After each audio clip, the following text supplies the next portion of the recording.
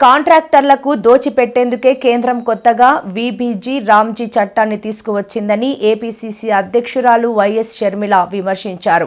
మహాత్మా గాంధీ జాతీయ గ్రామీణ ఉపాధి హామీ పథకం పరిరక్షణ యాత్రలో భాగంగా విశాఖ జిల్లా భీమిలి నియోజకవర్గం కోరాడ గ్రామంలో షర్మిల పర్యటించారు.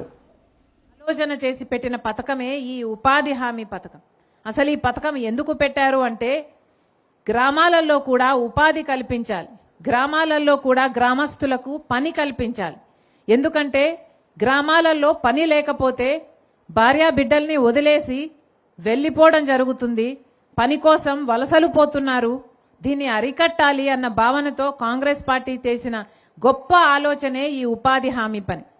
అంటే ఉపాధి హామీ పథకం ద్వారా ప్రతి గ్రామంలోనూ ఏ గ్రామంలోనే అయినా గ్రామస్తులు గ్రామ పెద్దలకు వెళ్ళి మాకు పని కావాలి అని అడగచ్చు. ఇది ఒక హక్కుగా, ఒక చట్టంగా చేసింది కాంగ్రెస్ పార్టీ.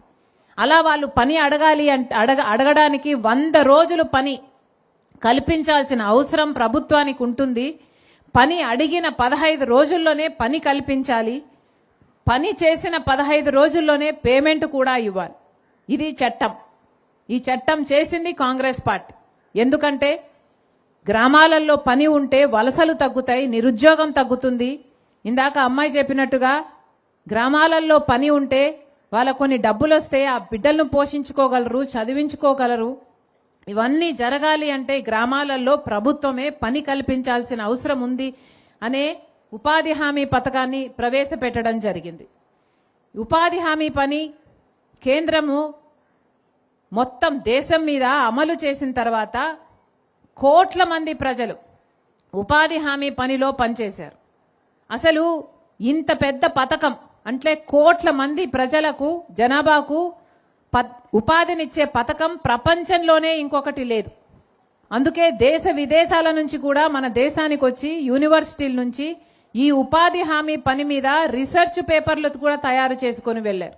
అంటే అంత గొప్ప పథకం అన్నమాట. రాజశేఖర రెడ్డి గారు ఉన్నప్పుడు, కాంగ్రెస్ పార్టీ అధికారంలో ఉన్నప్పుడు ఈ పథకం ఎంత గొప్పగా జరిగింది అంటే అసలు ఉపాధి హామీ పనికి వచ్చిన వాళ్ళకి ఆటో ఛార్జీలు కూడా ఇచ్చేవాళ్ళట, మజ్జిగ మంచినీళ్ళు కూడా ఇచ్చేవాళ్ళట. అమ్మ మీ నాన్న ఉన్నప్పుడు రస్నా కూడా ఇచ్చారు అనింది పక్కన ఊర్లో ఒక ఆవిడ. అంతేకాదు గర్భిణీ స్త్రీలకైతేనేమి, ముసలోళ్ళకైతేనేమి కొంచెం సేద తీర్చుకోవడానికి ఒక టెంట్ కూడా వేసేవాళ్ళు. అవసరమైతే మెడికల్ కిట్లు కూడా ఇచ్చేవాళ్ళు. ఇలా ప్రజల కోసం పెట్టిన పథకం కాబట్టి ప్రజలకు ఉపయోగపడాలి అని ఇన్ని సౌకర్యాలతో ఉపాధి హామీ పని నడిచింది కాంగ్రెస్ పార్టీ అధికారంలో ఉండగా. కానీ కాంగ్రెస్ పార్టీ, రాజశేఖర రెడ్డి గారు వెళ్ళిపోయారు. ఆ తర్వాత కాంగ్రెస్ పార్టీ అధికారం కోల్పోయింది. గత 12 సంవత్సరాలుగా బీజేపీ పార్టీ అధికారంలో ఉంది. బీజేపీ పార్టీ అధికారంలోకి వచ్చినప్పటి నుండి ఏ ఒక్క సంవత్సరం కూడా 100 రోజులు పని ఇవ్వలేదు.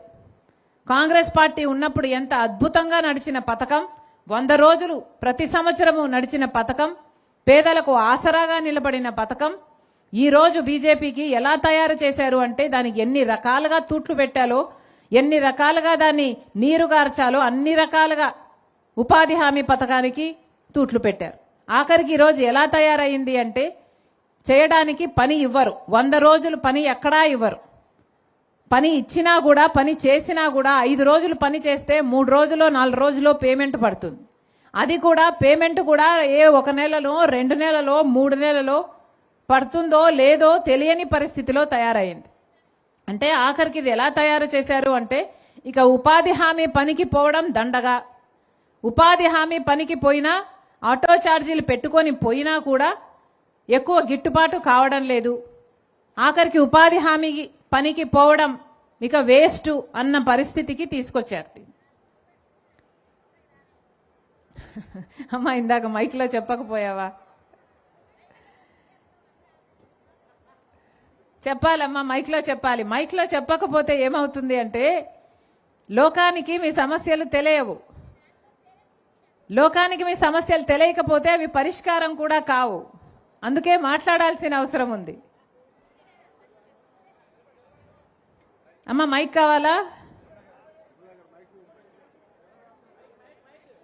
మైక్ వస్తే మళ్ళీ సిగ్గుపడతారు చూడు.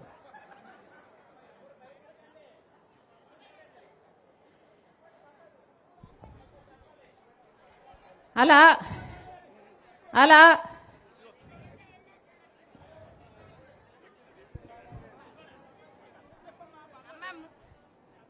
3 వారాలు బట్టి వెళ్తాను పెద్దలు ఆటోలు కట్టించుకొని ₹1 పడలేదు. యోగుల ఫోటోలు వాళ్ళు తీయమంటారు. ఆ ఫోటోలు ఇప్పుడు మా వయసు కొద్దిగా ఎక్కువైపోయినానే పడలేదు. ఇలా ఎన్ని రోజులు తిరిగి మేము ఇలా బతుకుతాము. మాది సుంటాం పంచేద్దాం ఆనందపురం మండలం. మా ఊరంతా పేదోలే. ఒక్కరికైనా సెంటు భూమి లేదు. అంత బాధలు పడి అలా తిరుగుతాను. ఒక్కరు పట్టింపు చేసుకునేదు. మరి ఇలాగ ఎన్ని రోజులు చెరుకు పని చేసుకుని బతకపోతే మరి ఎలాగ మేము బతుకుతాం అనేసి ఇప్పుడు ఇక్కడికి అందుకే వచ్చినాం. సౌడల కృష్ణ రమ్మన్ గారినే మరి ఇలా చేస్తే ఎలాగండి? ఎవరో పట్టింపు చేసుకోవాలి కదా. సార్లు కట్టుకొని వెళ్తాను. అవునమ్మా, ప్రభుత్వాలు చేయాలి. అందుకే కొట్లాడుతున్నాం, మీ పక్షానే కొట్లాడుతున్నాం. అయినా బొత్తుగా మా పంచాయతీ పట్టింపు చేసుకుని 7 ఊళ్ళు పంచాయతీ అయిపోయి బొత్తుగా ఘోరం జరిగిపోతుంది అమ్మది.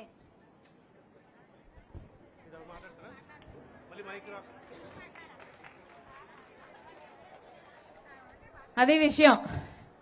అంటే ఆఖరికి ఉపాధి హామీ పని ఎంత నీరు గార్చారు అంటే ఆఖరికి